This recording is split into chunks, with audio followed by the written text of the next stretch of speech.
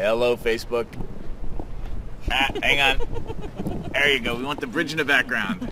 There we go. Hello, Facebook. It is Reid from ReidAboutSex.com. And Allison Moon from GirlSex101.com. So first thing, when you type in, because Allison can actually read it from here, let us know if you can hear us, because I'm tweaking my little fancy microphone stuff. So let us know, can you hear us, and can you hear us okay? Yeah. And how you doing there, buddy? I'm doing all right. Yeah. We're having some stressful times We're going today. through some stuff. Maybe not us personally. Not us. We're great. good. We're totally good. But we're having to wear several pairs of adulting pants these days. Where it's like that video, that one of those early viral videos of the guy who puts on like 35 t-shirts. Oh yeah. I feel like my butt is how many very big with all of the adulting pants that I'm wearing. How many adulting pants can you put on? That being said, we have a whole other thing we want to talk about, because we need to get our minds off of the adulting that we're doing. And but you had an experience about giving somebody bad advice. And I have thoughts about it because we already talked about it, but we could also talk to you all, because I think we give bad advice in our relationships, we give bad advice in bed to our lovers, and then from a business perspective we also sometimes give bad advice. So this conversation applies to everything. I think maybe you give bad advice to your kids sometimes, or a friend. So what do you do?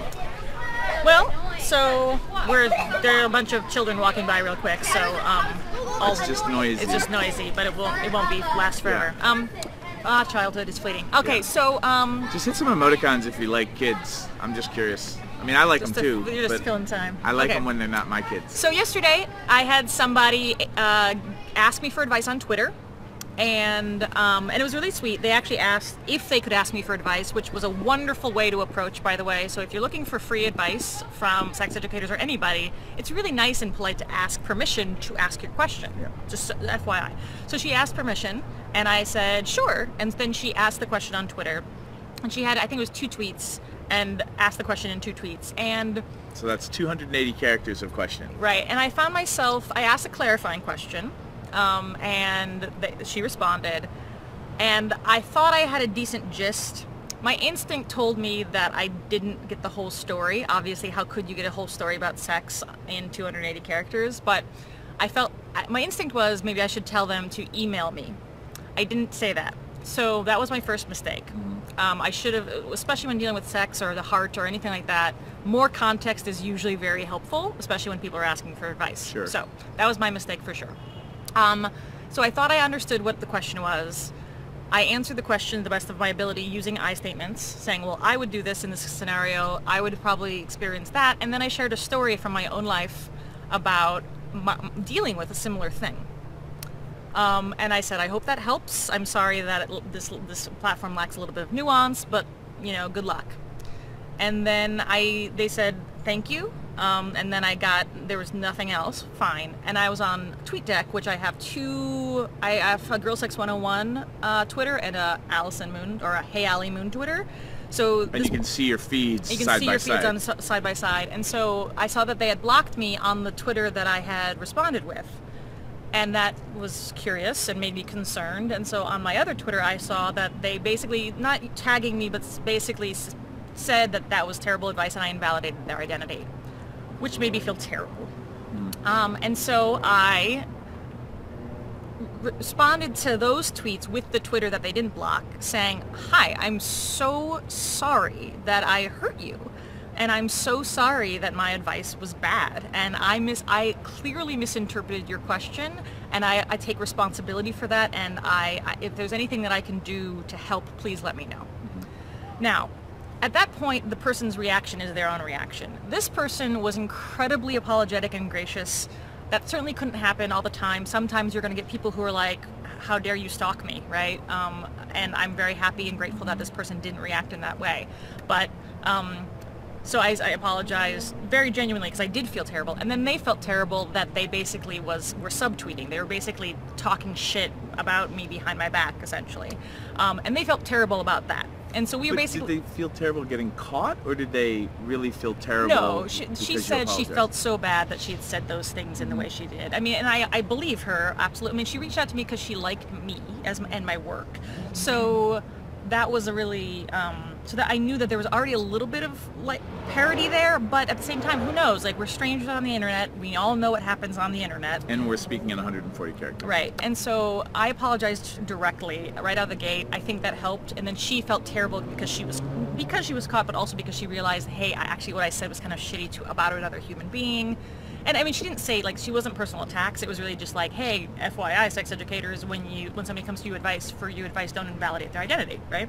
And so she felt bad that she was talking behind my back. And then we basically, like, in an apology circle jerk for a second there, because I'm like, no, I'm so sorry. She's like, no, I'm so sorry. Apologies actually happen and sometimes work on Twitter. Unbelievable. Well, I mean, I was very heartened by the fact that we both apologized to each other, because I realized that, like, this could have escalated in a lot of different ways. And again, when we're talking about identities and a lot of sexual stuff, it can be so emotionally fraught. The fact that I gave her the wrong advice could have been interpreted in a lot of different ways.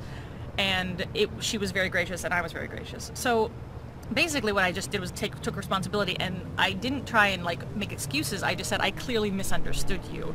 I wouldn't have given you that advice had I known that this was actually what you were asking about.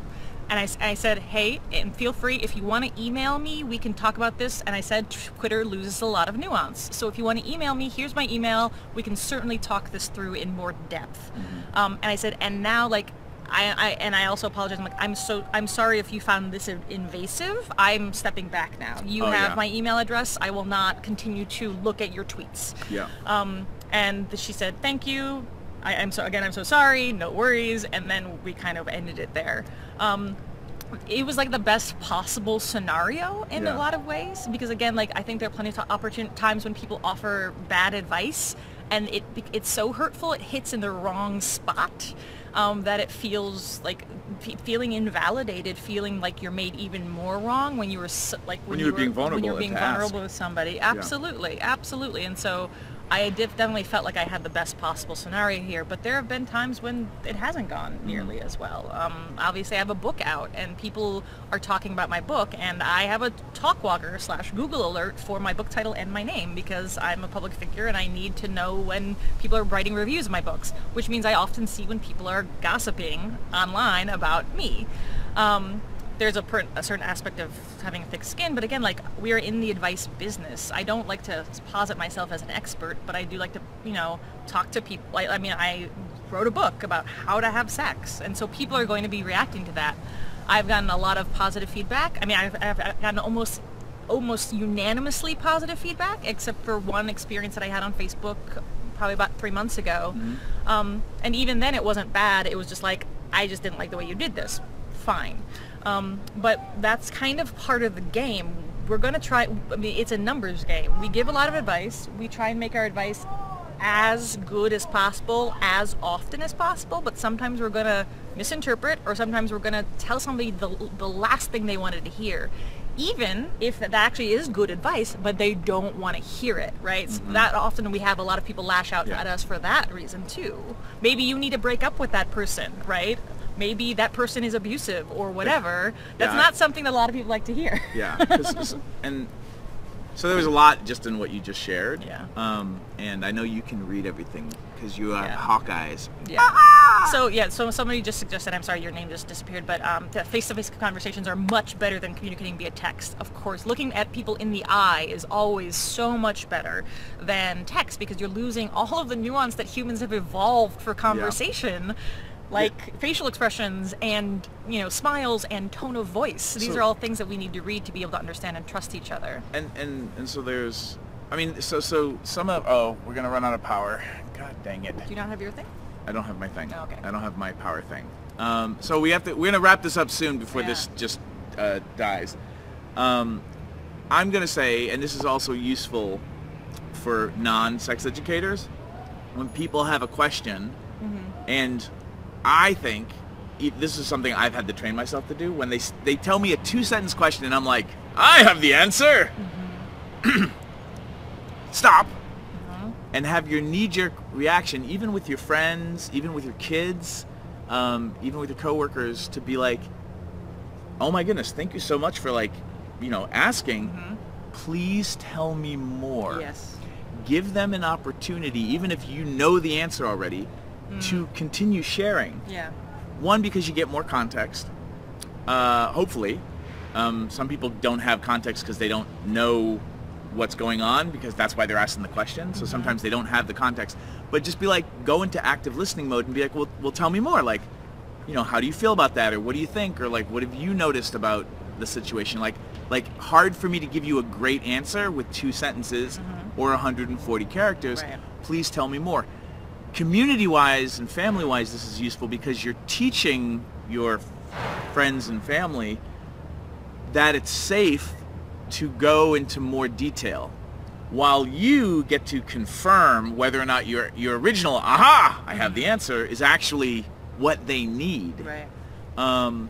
And you might save your own ass because with more context and building more relatedness, which might be tough for them because now I'm being more vulnerable because I'm giving you specifics, but it helps you adjust your answer so that hopefully it's more on target. Yeah.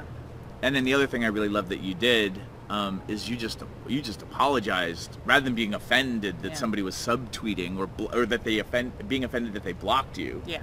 You took care of the situation. You're like, oh my goodness, like I didn't mean to give you bad advice. Right. And you acknowledge the Twitter thing. Like Twitter's tricky. Yeah. Facebook can be tricky.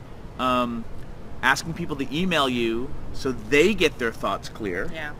Or like Facebook personal message so that other people's responses don't dilute the feed. Yeah. Like when we're just going back and forth with a conversation, you can scroll back up and re-present yourself to what we said. In Twitter, if your stream is filled with all this other stuff, it's not like you can easily scroll back and reread for clarity what I said 20 minutes ago. So these are just like these interesting things, and I'm really interested in your thoughts and opinions, everybody. Yeah, I'm seeing people already offer some good advice. This was talking about the physicians, and I think people should read the comments on this one. This is good. Yeah. And the phone's gonna die, so let's bring it in for a landing before it dies. Context is good. There's a reason why Girl Sex 101 is almost 400 pages long, and it's not just because that sex is that complicated. It's because I spend a lot of time setting up context. So I think you're absolutely right. Moving the advice from one venue to a more personable one is usually a really good idea, and a less public one is usually a good idea too, so that you can feel more comfortable, both of you, all of you, having a candid conversation without having to worry about other people interjecting their opinions. Yeah. So I hope this is useful. The phone's telling us it's about to die. Yeah. Where can people find you? Girlsex101.com, or on Twitter, if you don't block me, at HeyAllieMoon or at Girlsex101. And we didn't check in about the person involved. Obviously, this all took place in a public forum. But I just want to acknowledge all of you who've ever made a mess and tried to really show up and clean it up. And I want to acknowledge everybody who had to go through a bullshit situation and be the bigger person in service of having things go more smoothly for everybody. Thank you for wearing your adult pants when you can. Yeah.